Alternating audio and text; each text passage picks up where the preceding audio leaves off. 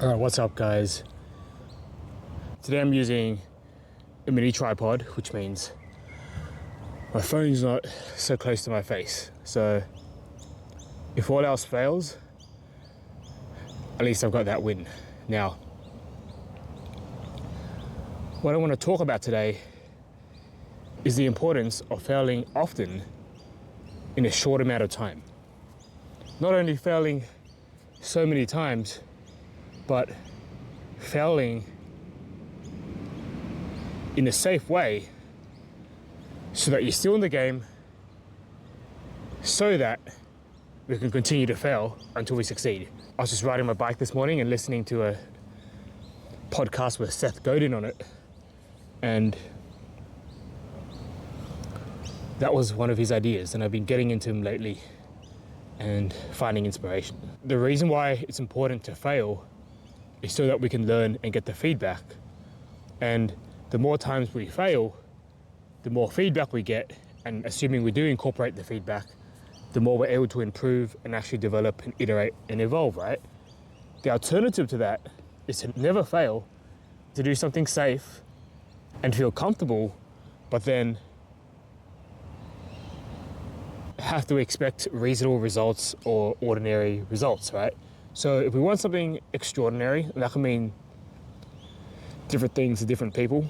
Maybe you want a lot of money, or maybe, like me, you want a lot of flexibility and freedom of time whilst being financially sustainable. Then you want to be extraordinary in one way or another. So therefore, we need to fail a lot so we can learn quickly and then we can get good quickly, right? But the problem is it's not that simple, because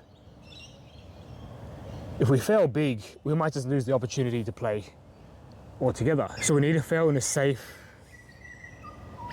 a somewhat controlled environment where perhaps the stakes aren't so consequential, and perhaps where the stakes are predominantly low stakes, psychological ones aside. So an example of that might be winning enough confidence in your day job so that you earn the right to experiment, and have enough credit or capital with your successes that the failures aren't such big failures. That's one example.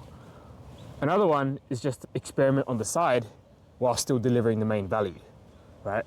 So therefore you're still doing something which is expected and ordinary, but you're supplementing it with experiments so that you're able to learn and grow, right? I'm trying to do it with YouTube, is just spamming the hell out of my uploads and hopefully seeing some things that click compared to others, and maybe heading in that direction. I don't know, but I'm just saying that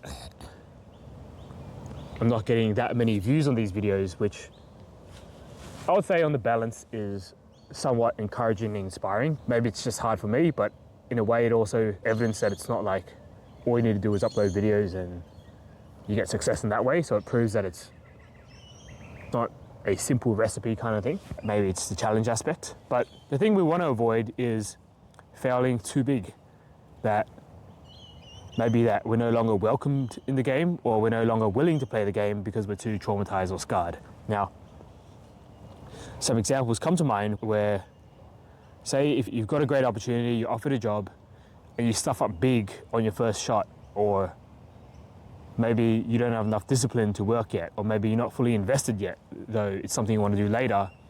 Then you take the opportunity, but you don't give it an effort, and you stuff it up. Or the people who gave you the opportunity lose faith, and then you're fired, right? Or then you're not given opportunities in the future. That's a way of failing big and sort of ruining the opportunity to fail often because you're not playing anymore, right? So it's not the end of the world, because sooner or later you'll get an opportunity, and maybe it's a big lesson to learn, but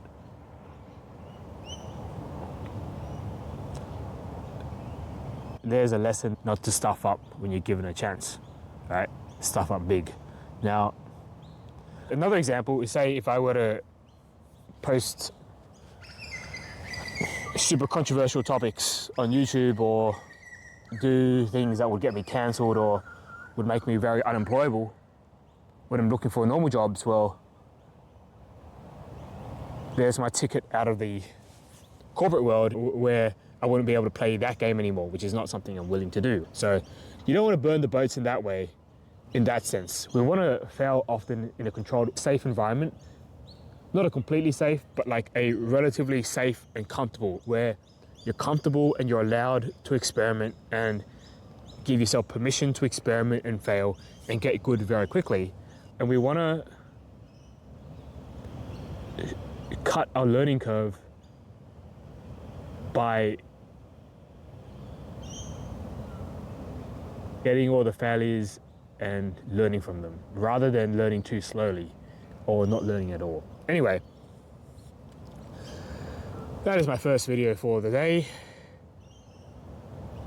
Today's success revolves around using this tripod, using the microphone, and if nothing else, this is going to be one of the best framed videos of my outdoor videos with the best quality. So there we go, and I'll catch you next time.